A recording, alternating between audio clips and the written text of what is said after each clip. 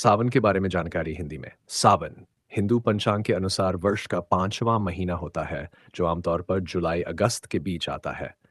इसे श्रावण मास भी कहा जाता है। यह महीना धार्मिक, सांस्कृतिक और मौसम के दृष्टिकोण से बहुत महत्वपूर्ण होता है। सावन की खास बातें। भगवान शिव की पूजा का महीना। सावन का महीना विशेष रूप से भगवान शिव को समर्पित होता है। भक्त हर सोमवार को सावन का सोमवार व्रत रखते हैं और शिवलिंग पर जल, बेलपत्र, दूध आदि अर्पित करते हैं। श्रावणी सोमवार।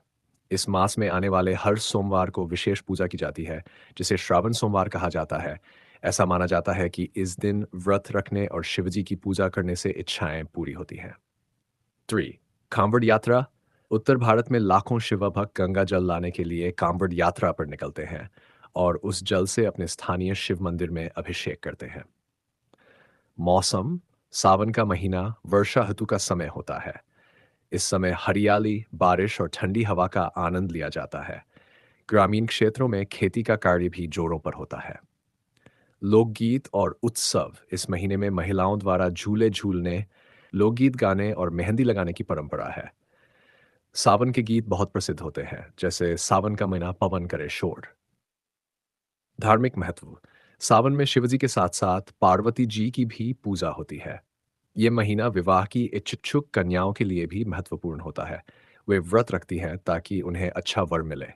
अगर आप सावन से जुड़े किसी खास विषय जैसे व्रत विधि, भजन, कांवड़ यात्रा आदि पर जानकारी चाहते हैं, बिल्कुल आइए सावन के बारे में और गहराई से जानकारी लेते हैं। सावन और प्रकृति का संबंध। सावन का महीना प्रकृति की दृष्टि से बहुत सुंदर और मनभावन होता है। चारों ओर हरियाली छा जाती है, पेड़ पौधे नए जीवन से भर उठते हैं और वातावरण में ठंडक और ताजगी आ जाती है। यही कारण है कि इस मौसम को हरियाली का महीना भी कहा जाता है। सावन और वर्षा। यह महीना मानसून का चरम समय होता है। किसान इस महीने को शुभ मानते हैं क्योंकि यही समय होता है जब खेतों में बुआई होती है और अच्छी वर्षा से फसलें लहलहा उठती है। धार्मिक पर्व और आयोजन। वन, हरियाली तीज। अरे, यह पर्व खासकर विवाहित महिलाओं द्वारा मनाया जाता है। वे नए कपड़े पड़े पहनती हैं, झूला झूलती हैं और मेहंदी लगाती हैं।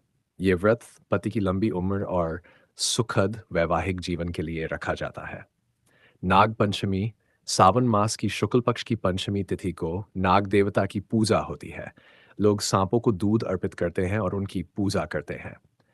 रक्षाबंधन। सावन के अंत में रक्षाबंधन का पर्व आता है, जो भाई बहन के रिश्ते को मजबूत करता है। बहनें भाई की कलाई पर राखी बांधती हैं और भाई उनकी रक्षा का वचन देता है। आध्यात्मिक दृष्टिकोण से सावन का महत्व।